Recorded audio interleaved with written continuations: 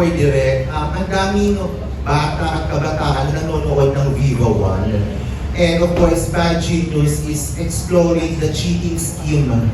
Diba? Sabi nga sa series, bad moves, great moves, genius moves, bad choices. Sa tingin nyo, paano nyo siniguro na hindi ma-encourage ng series yung makakuha ng idea ng pag-cheat ang mga bata at mga estudyante na nanonood at manonood ng Bad Genius?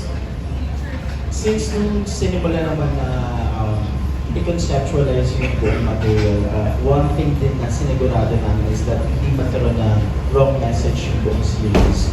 And then, to be honest, marami kaming binago kahit nung nag-shoot na kami. As in, nagre-revise pa rin kami ng script just to be sure na tama yung messaging ng buong series.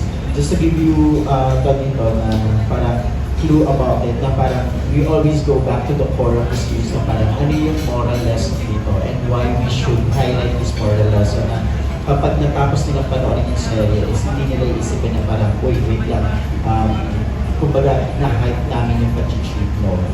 More on ang pinafocus namin doon sa series is that what is the moral lesson behind this? And then what are the consequences of the actions of a person kapag ginawa nila to?